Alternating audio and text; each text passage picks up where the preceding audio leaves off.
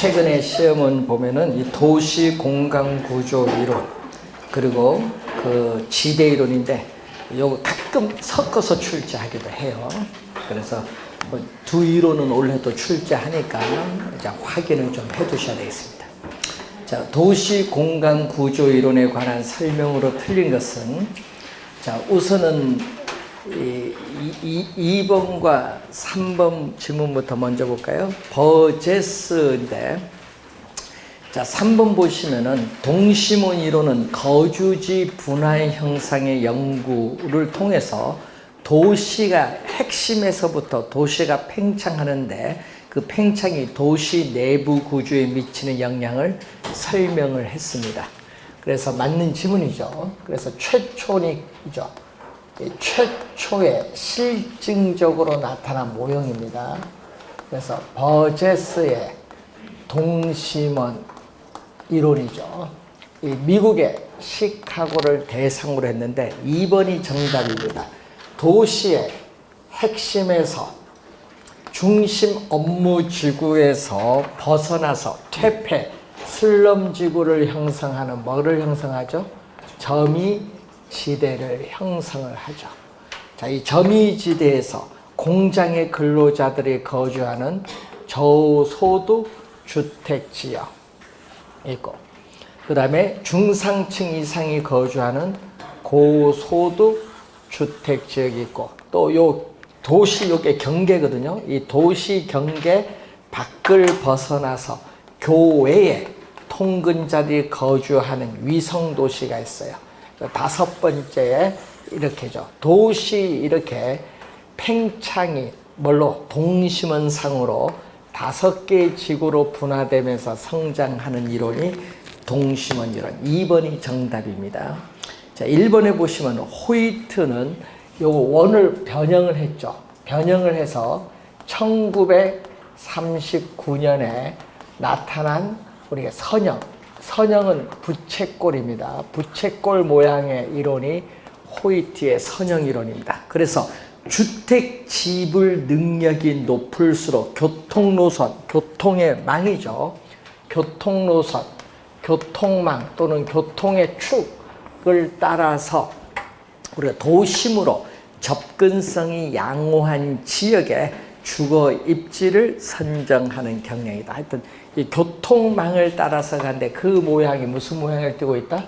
부채꼴 모양을 띠고 있다. 부채꼴 모양.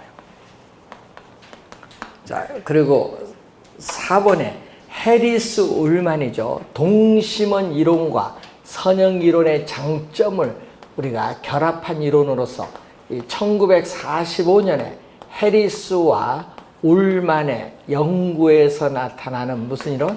다 핵심 이론. 작년, 재작년 2년 연속 다 핵심 이론에서 출제했습니다.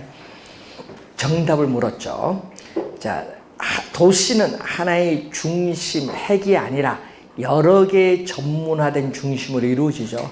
이 도시의 핵심이 이 기능에 따라 분화가 되면서 여러 개의 핵심이 형성이 됩니다.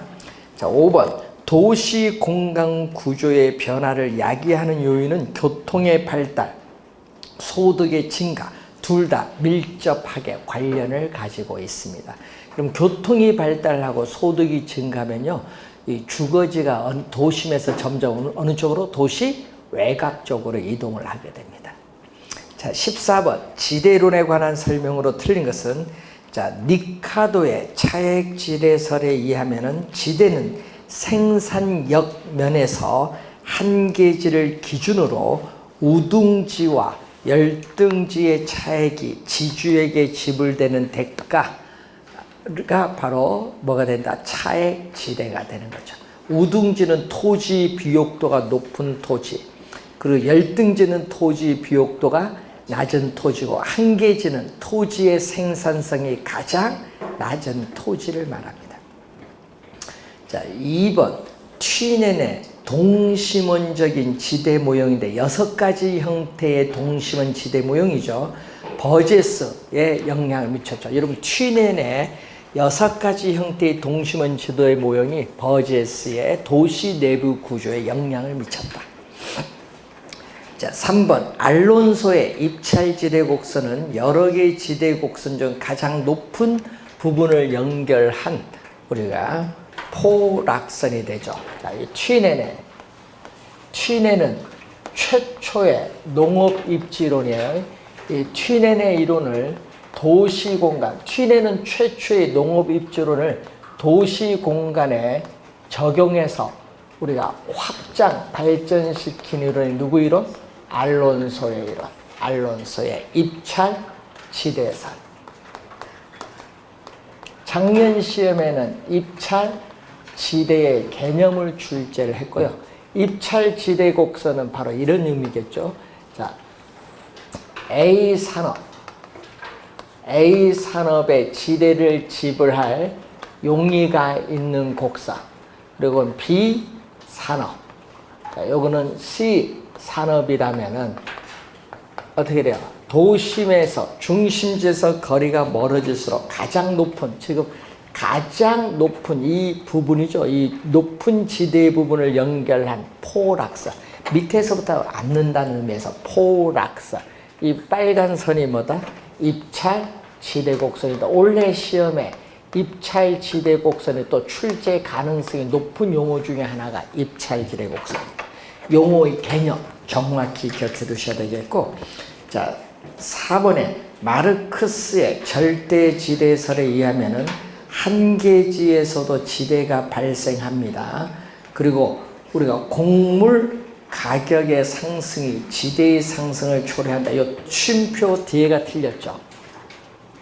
자, 쉼표 우리가 뒤에가 틀렸는데, 쉼표 뒤에 보면요,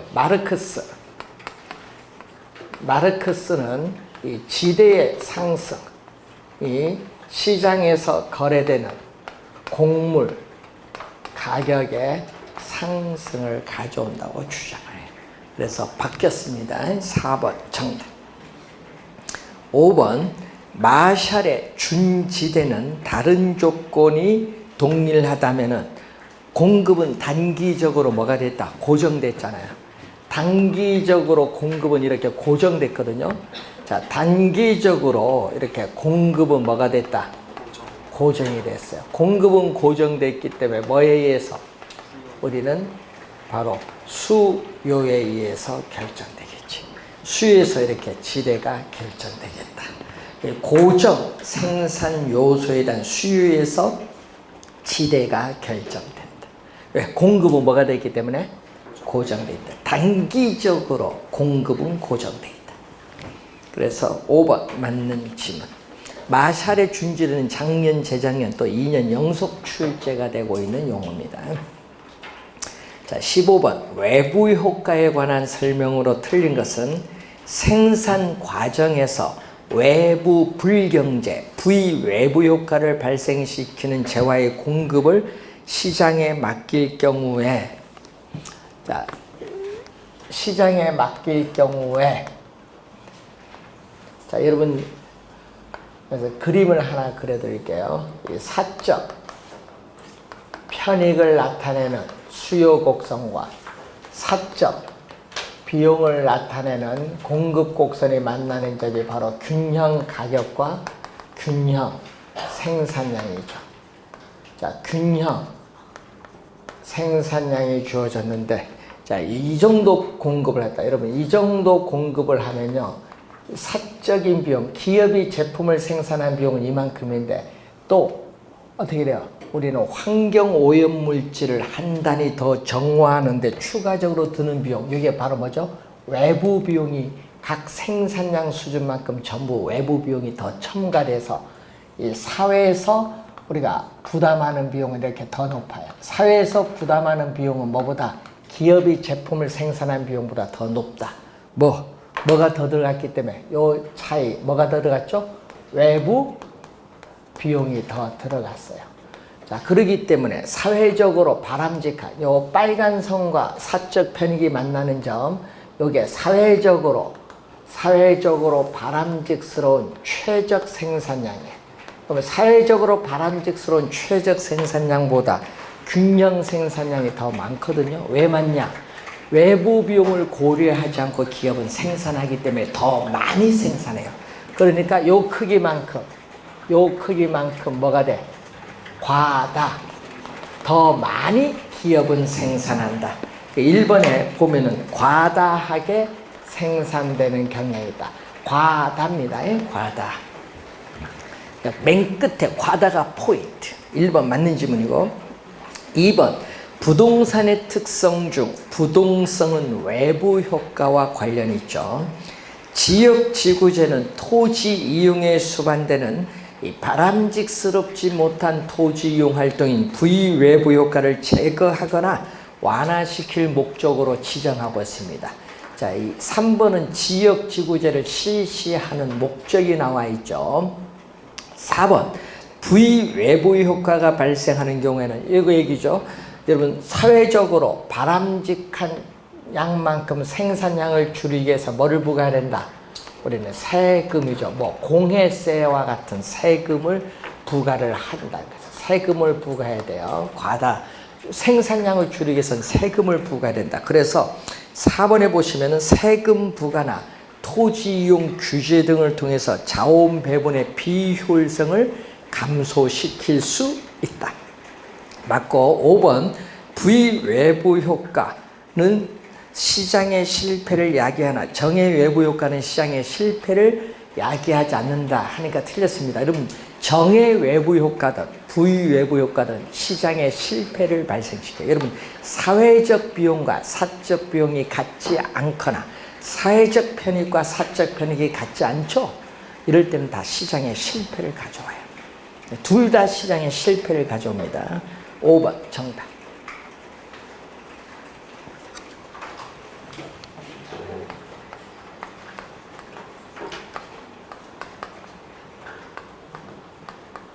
사회적 비용, 사적 비용이 같지 않거나 또는 사회적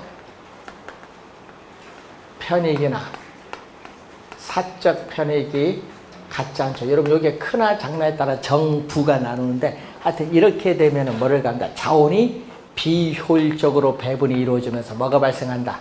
시장에 실패가 발생.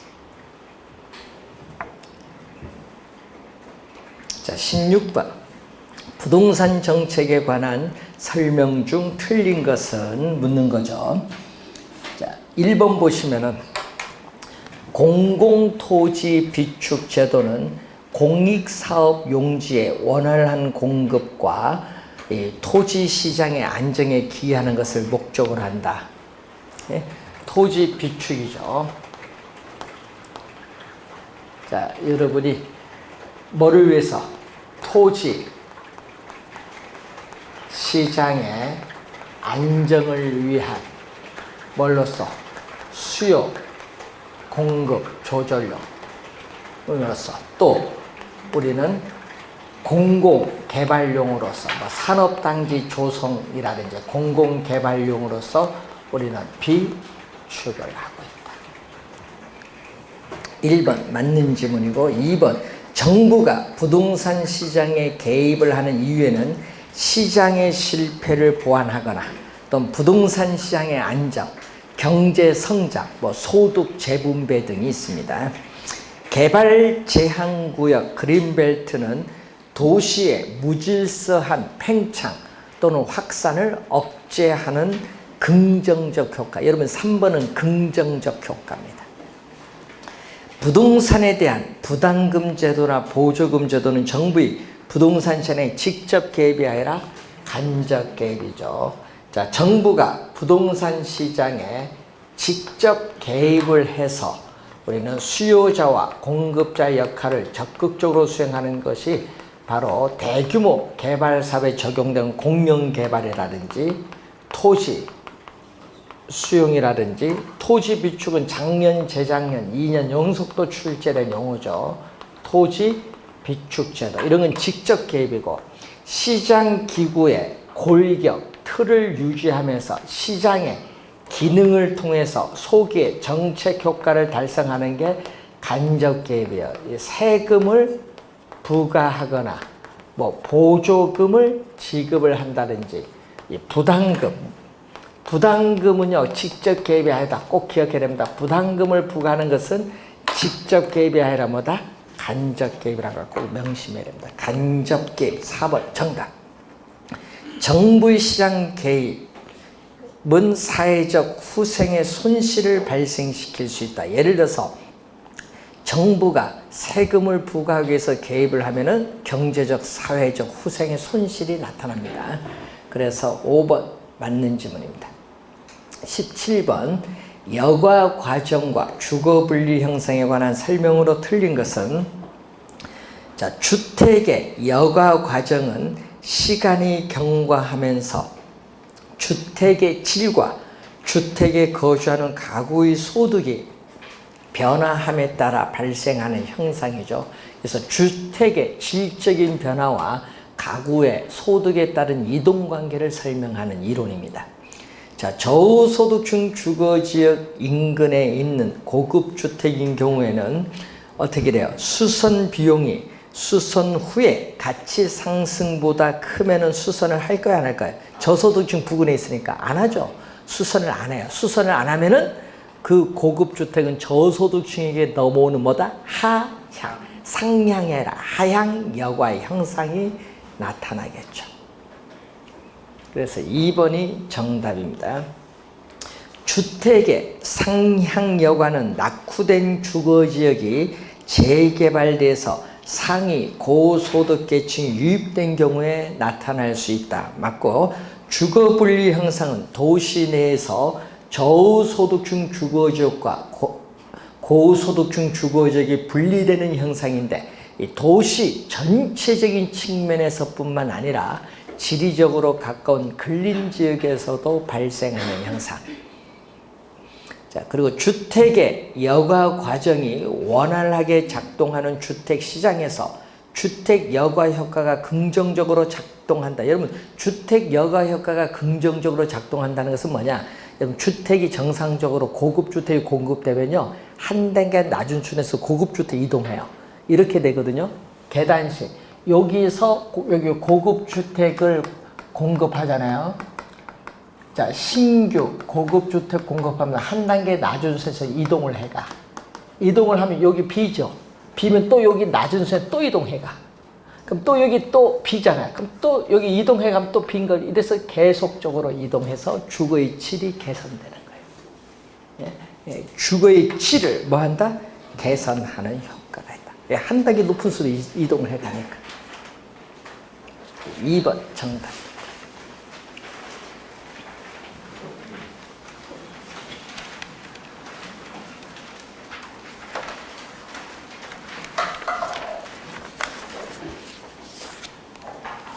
18번 임대주택 제도 정책에 관한 설명으로 틀린 것은, 자, 정부가 임대주택 공급을 증가시켰습니다.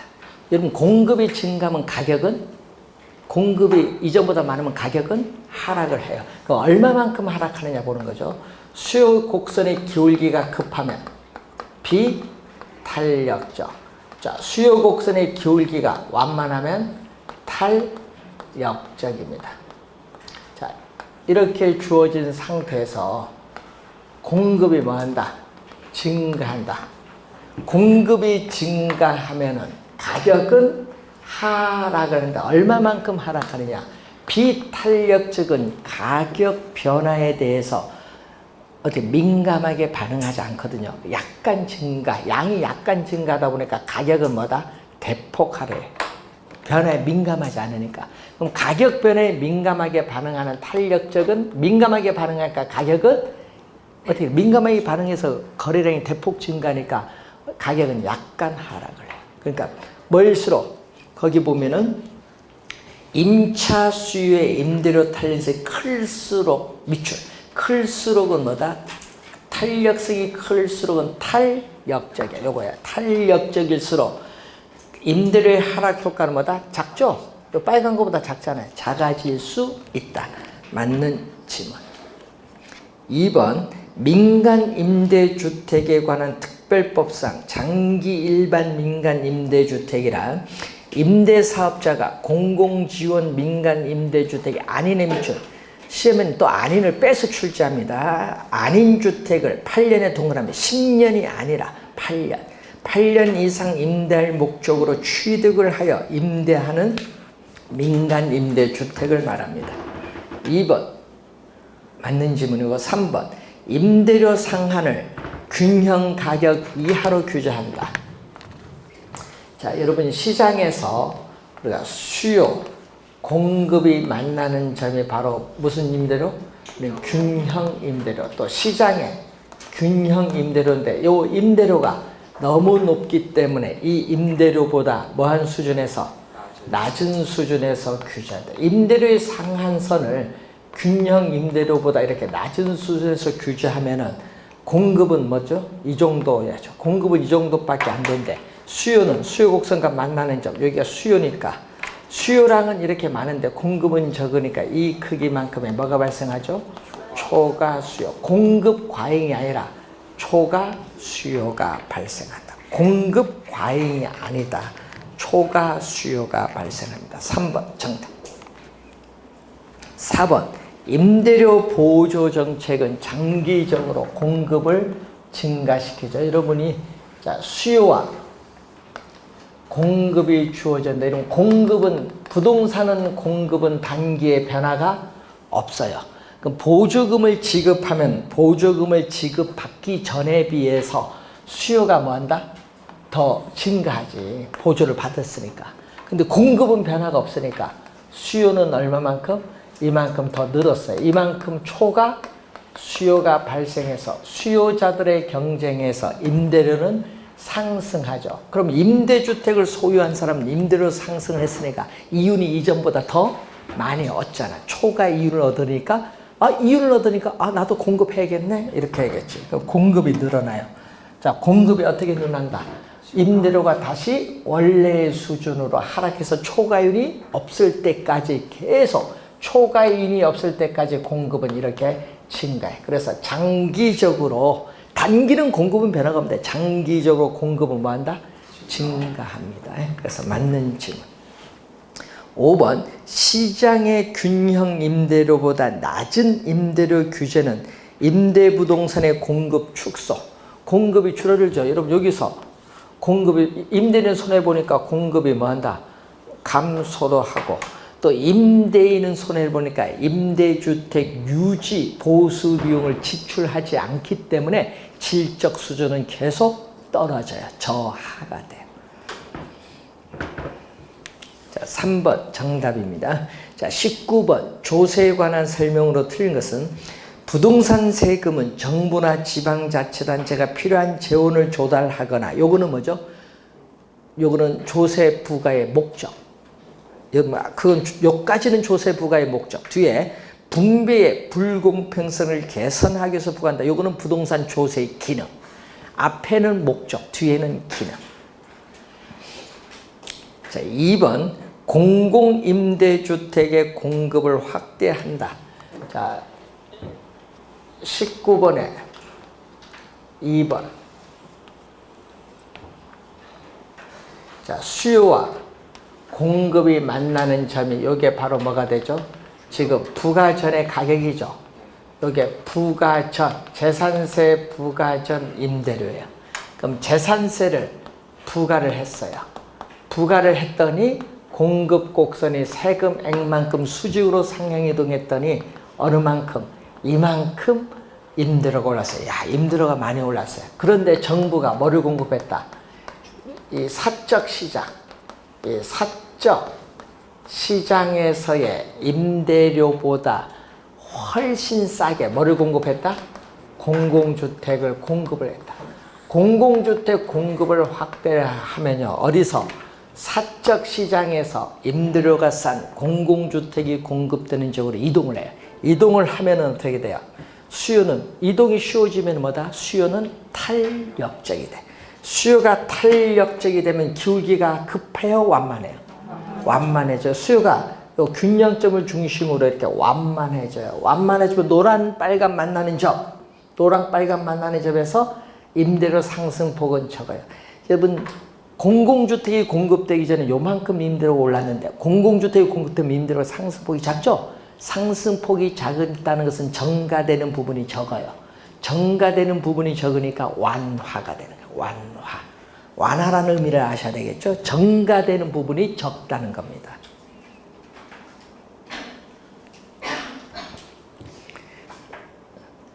이 3번 집가 상승에 대한 기대 예상이 퍼져 있는 상황에서 정부는 집가를 안정시킬 목적으로 양도소득세를 중과세를 했더니 어떻게 돼? 토지 소유자는 세금을 내지 처분하면 내야 되니까 세금 납부를 하지 않기 위해서 토지 처분을 뭔다? 뒤로 미뤄요. 미루니까 공급이 오히려 줄어드는 동결 효과가 발생해요. 그래서 오히려 토지 가격은 상승할 수 있다. 이게 3번 설명. 자, 토지 공급 곡선이 완전 비탄력적이다. 자, 여러분 토지 공급 곡선이 완전 비탄력적 수직선일 때는 공급이 고정됐어요. 이때 공급이 고정됐기 때문에 토지 보유세를 부과하더라도 토지 공급량 자체는 변화가 없다. 이 토지 공급량 자체는 불변이기 때문에 세금을 부과하면 이렇게 공급량이 뭐한다? 줄어들어야 되는데 공급이 변화가 없어요. 그렇기 때문에 우리는 시장에서 자원 배분의 왜곡을 초래하지 않는다. 이때를 우리는 토지세의 중립성이 나타났다. 토지 세금에 뭐가 발생했다? 중립성이 나타난다. 이 중립성이 나타났을 때 세금을 우리는 무슨 세금이냐면 효율적인 세금이라고. 효율적.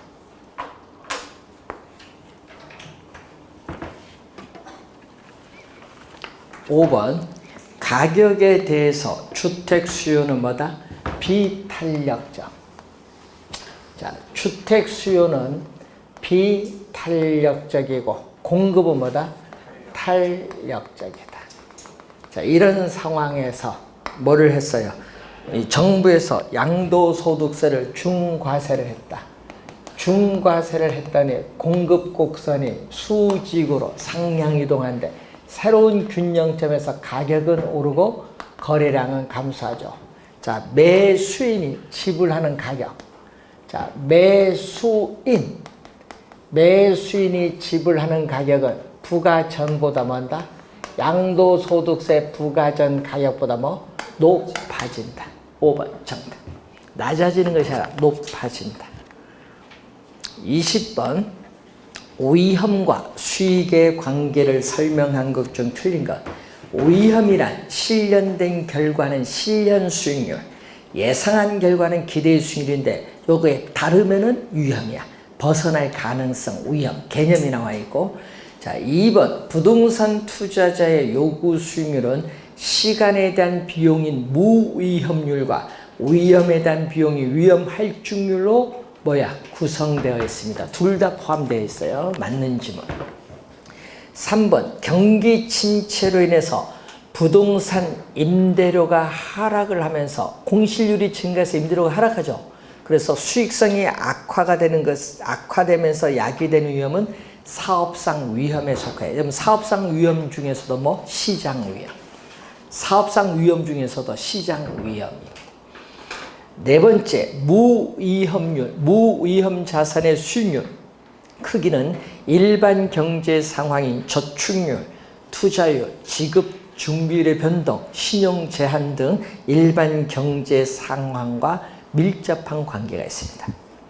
자, 예상치 못한 인플레이션으로 인해서 부동산에 있어서의 실질 우리가 임대 수익률이 하락할 가능성을 우리는 뭐라고 하냐? 인플레이션 위험, 유동성 위험이 아니라 인플레이션 위험이야. 자, 5번은 인플레이션 위험, 부동산 투자에 따른 위험 중에 인플레이션 위험.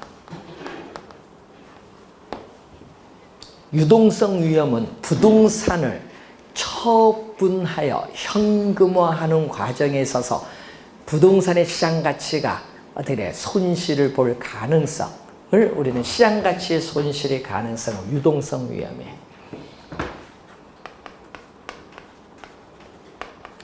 자, 예상 인플레이션이 실제 인플레이션보다 이렇게 높거든요. 뭐가 발생했다 이렇게 예상치 못한 인플레이션이 발생했어요. 자, 예상하지 못한 인플레이션이 발생하면요 어떻게 돼요?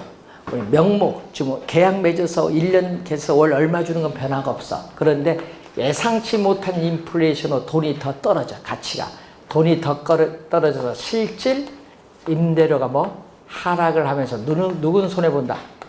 임대인은 손해를 보고 우리는 임대료를 납부하는 임차인은 이익을 보게 되는 거예요. 실질 임대료가 하락하는 겁니다. 자, 21번 문제로 갑니다. 자, 포트폴리오에 관한 설명을 옳은 것은 두 자산으로 포트폴리오를 구성할 경우에 우리가 상관계수가 마이너스 1과 뭐 사이에 있다? 플러스 1 사이에 있는데 이때 개별 자산의 수익률과 상관계수가 플러스 1일 때를 우리는 완전자를 붙이죠. 완전한 양의 상관관계다. 네. 완전한 양의 상관관계에서 이거는 포트폴리오를 구성하여도 피할 수 있는 위험인 비체계적 위험은 제거가 불가능하기 때문에 포트폴리오 효과, 위험 분산 효과는 전혀 없다. 있다 하면 안 돼. 없다. 전혀 없습니다. 1번 틀렸고 2번 두 자산 간의 수익률 요건 또 마이너스 2번은 또 뭐다? 1이다. 1일 때는 또 완전한 음의 상관관계. 완전한 음의 상관관계일 때는 포트폴리오를 구성하는 자산의 구성 비율을 조정하면 여러분 총 위험이 아니에요. 피할 수 있는 위험이 뭐를? 비체계적 위험을 0까지 줄일 수 있다. 총 위험이 아니라 뭐다? 비체계적 위험. 2번 틀렸습니다. 3번 투자자들의 위험에 대한 태도를 나타내는 것은 무차별 곡선. 효율적 전선이 아니라 무차별 곡선. 자, 위험 회피형 투자자 중에서 공격적인 투자자는 보수적 투자자에 비해서 무차별 곡선의 기울기가 완만하겠죠. 자, 위험, 기대, 수익률 평면에서 자, 여기에 효율적 프론트죠. 주어진 동일한 위험에서 최고의 기대의 수익률을 나타내는 포트폴리오를 연결한 곡선, 효율적 전선, 효율적 프론트인데, 자, 보수적은 이렇게 무차별 곡선의 기울기가 뭐다? 급해요. 보수적은 급하고, 그런데 뭐는? 공격적은 이렇게 무차별 곡선의 기울기가 뭐다? 완만하다. 그래서 4번 정답이 되겠고, 5번 최적 포트폴리오는 어느 점에서? 투자자의 위험에 대한 태도를 나타내는 무차별 곡선과 효율적 전선이 뭐 하는 점? 접하는 점. 여러분 거기 접하는 점인데 서로 교차하는 점이 안 되고 접하는 점. 그래서 우리 뭐가 달성된다? 최적 포트폴리오가 달성된다. 서로 교차하는 점이 아닙니다. 접하는 점. 4번 정답. 자, 22번. 투자자 A는 부동산 자금을 마련하기 위해서 2017년 1월 1일 현재 3년 동안, 자, 2017년 1월 1일 현재 3년 동안 1년, 2년, 3년 동안 얼마죠? 우리는 매년 연말이죠. 1년 말, 2년 말, 3년 말, 매년 연말 얼마?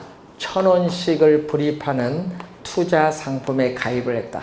투자 상품의 이자율이 연 10%라면 이 상품의 현재 가치 얼마냐?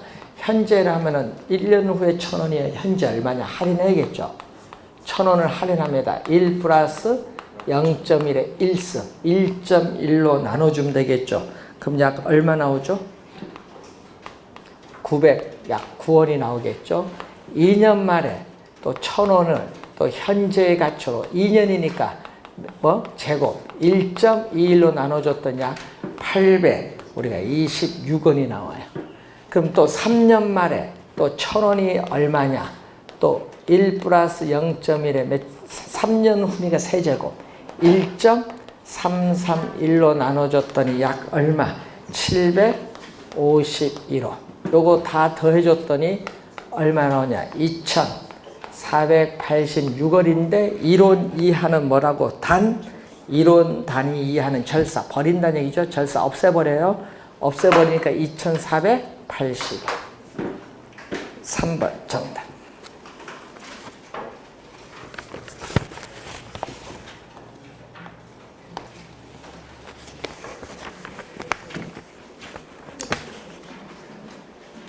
(23번) 다음은 임대주택의 1년간 운영실적에 관한 자료이다.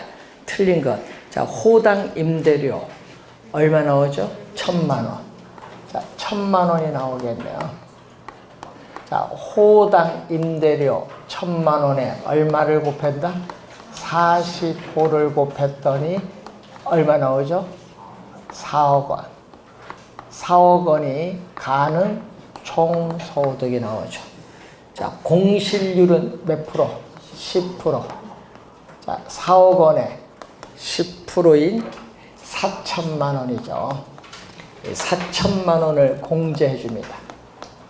자, 4,000만 원을 공제해 주면은 유효 총소득은 얼마? 3억 6천만 원. 3억 6천만 원. 1번 3억 6천만 원 맞죠? 영업경비, 운용비용이 영업경비가 얼마다? 1,600만 원. 1,600만 원을 빼줬더니 얼마? 3억 6천에서 1,600 빼면 3억? 우리가 4,400만 원. 3억 4,400만 원이 순영업소득이 되죠. 2번도 맞는 지문이고 여기다가 원리금 상환액 부채 서비스액인 원리금 상환액 얼마? 9,400만 원을 공제를 해주면은 세전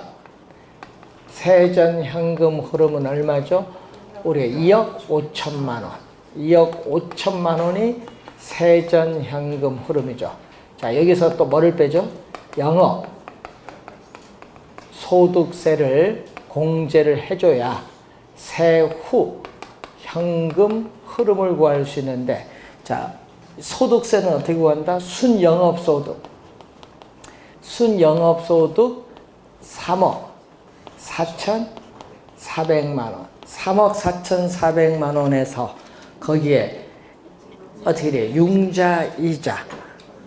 대체 충당금은 없으니까 융자이자 감가상각비. 융자이자 3,400만 원. 그리고 감가상각에 1,000만 원은 세 공제가 되죠. 대체 충당금 없으니까 4,400을 빼주죠. 그럼 얼마? 3억 원. 3억 원에 뭐를? 영업소득세율 30%, 0.3을 곱해주면 얼마? 9천만 원. 이 9천만 원이 바로 영업소득세. 4번이 틀렸죠? 9천만 원을 빼주면은 얼마? 1억 6천만 원이 세후 현금 흐름. 그래서 정답은 4번이 정답. 9천만 원입니다. 자, 24번. 이걸 또 말로 출제를 또 할 수 있습니다. 부동산 투자 분석 기법에 관한 설명으로 틀린 것은 순현가는 장래에 발생한 수입의 현가에 동그라미, 현가 총액에서 비용의 현가 총액을 잠깐, 현가 동그라미. 항상 현가, 현재 가치가 있어야 돼요. 1번 개념 맞습니다. 2번 여러 투자의 우선순위를 결정할 때 순현가법과 내부순율법 중 어느 방법을 적용하느냐에 따라 투자 우선순위는 달라질 수 있습니다. 자, 순현재가치법으로 타당성 있는 사업이 내부순율법으로는 어떻게 돼요? 타당성이 없을 수도 있다. 뭐 이 3번이 같은 의미인데 말을 좀 바꿔놓은 거예요. 내부 수익률은 순현가를 0으로 하는 할인율, 또 수익성 지수가 뭐죠? 1이 되는 할인율을 말하죠. 자, 내부 수익률법에서 내부 수익률을 구하기 위해서는 사전에 요구 수익률이 결정된다. 여러분, 내부 수익률을 구할 때 요구 수익률이 없어도 구할 수 있다. 그러니까 요구 수익률이 없어도 내부 수익률을 구할 수 있죠. 자, 5번 지문 보면 예를 들어서 1년 후 현금 수입이 6천만 원인데 6천만 원이 현재 얼마냐? 1년이니까 1승이죠. 자, 현금 유입의 현재 가치와 현금 유출의 현재 가치 5천만 원인데 현재 투자 금액이 5천만 원이죠. 요 현금 유입의 현가와 현금 유출의 현가를 서로 같게 만드는 이 할인율 요 M을 뭐라고 한다? 내부 수익률이다. 그래서 현금 유입의 현가와 현금 유출의 현가를 서로 같게 만드는 이 할인율을 내부 수익률인데 요 수식에 요구 수익률은 없죠. 요구 수익률이 없어도 내부 수익률은 계산할 수 있습니다. 그러니까 5번 정답.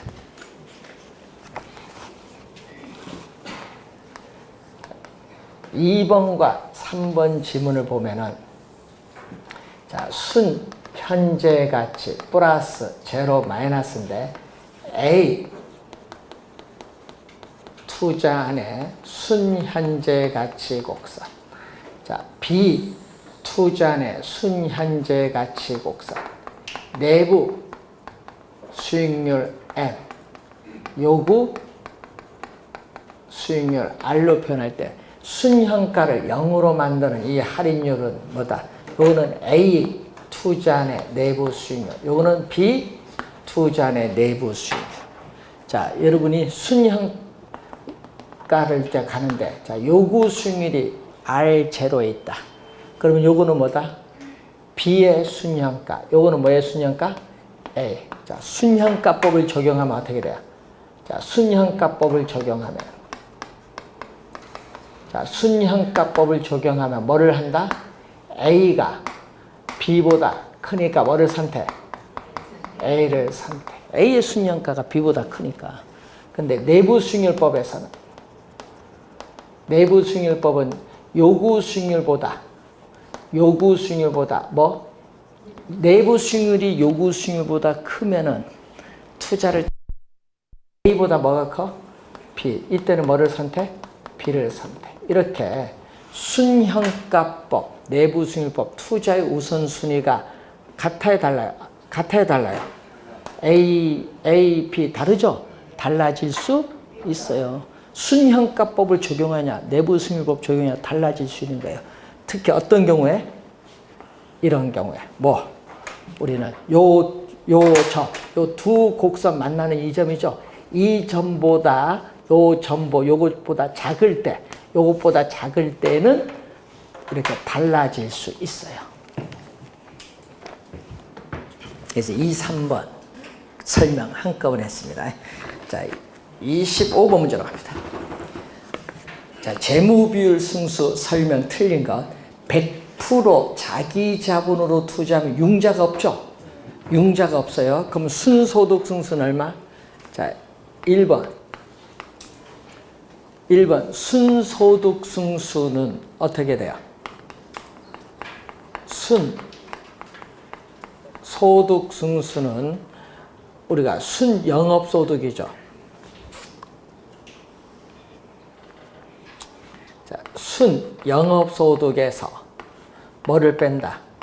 부채, 서비스액을 빼면 뭐가 나온다? 세전, 현금 흐름이 나오는데 전액 자기 자본은 여기 제로야. 제로기 때문에 뭐와 같아? 그러면 순영업소득과 세전 여기에 같죠. 같으니까 순소득 승수. 순소득은 순영업소득이잖아요. 순소득 승수, 세전, 현금, 수지, 승수도 뭐다? 같다. 왜? 요 두 개가 같으니까 요거 두 개도 같지 뭐. 1번 맞는 지문. 2번 동일한 투자일 경우에 동일한 투자일 경우에는 어디가 커요? 세전 현금 수지 승수는 지분 투자액을 뭘로 나눴다? 세전 현금 수지로 나눈 거죠. 나눈 거고 세후 현금 수지 승수는 또 뭐다? 지분 투자액. 지분 투자액을 또 뭘로 나눴다? 이걸로 나눴지. 지분 투자액은 동일한 투자니까 똑같겠죠. 자기 자본 똑같을 거 아니야. 그럼 어디가 더 많아? 세전이 많아? 세후가 많아? 세전이 많잖아요. 세전에서 세금 빼야 세우니까. 분모가 여기에 더 크거든요. 그러면 분모가 크면 전체 값은 작지. 세후가 커요. 그러면은 역수는 어떻게 돼? 역수 관계로 갑니다. 자, 역수는 여기는 뭐다? 세전 수익률. 여기는 세전 수익률을 다른 말로 뭐? 지분 배당률, 지분 환원율. 여기는 뭐죠? 세후 수익률. 역수일 때는 부동 방향 어떻게 돼? 역수일 때는 부동 방향 반대로 간다. 이런 것도 확인해 두셔야 됩니다. 3번 부채 감당률. 부채를 감당할 수 있는 비율을 묻는데 순 영업소득이 부채 서비스액인 원리금 상환액의 몇 배가 되는가를 나타내는 비율인데 1보다 크면 뭐죠? 순 영업소득이 부채 서비스액 갚고도 남는 금액이 있고 1보다 작으면은 순 영업소득이 부채 서비스에 감당하기에도 부족하다. 3번 1보다 어떻게 돼요? 작으면 하니까 맞는 지문이죠. 자, 4번 채무 불이행률. 채무가 불이행될 가능성을 나타낸 비율인데 유효 총소득이 영업경비와 뭐를 해준 거? 부채 서비스액 더해준 금액인데 유효 총소득이 영업경비와 부채 서비스를 감당하고도 남는 금액이 있으면 남는 금액이 있으면 1보다 작아야 돼. 이게 더 커야지. 1보다 작아야 돼. 1보다 크다 하면 안 돼요. 4번 정답. 5번 영업경비 비율. 뭐를 기준했다? 여러분 여기 조소득은요. 가능 총소득일 수도 있고 유효 총소득인데 지금 뭐를 기준했다? 유효 조소득 기준이에요. 여기에 대해서 영업 경비가 차지하는 비율인데 여기 얼마다? 1이면 영업경비와 유효조소득이 같죠? 자, 유효조소득과 영업경비가 서로 같아요. 요 두 개가 서로 같으면 순영업소득은 얼마가 나온다? 순영순 제로.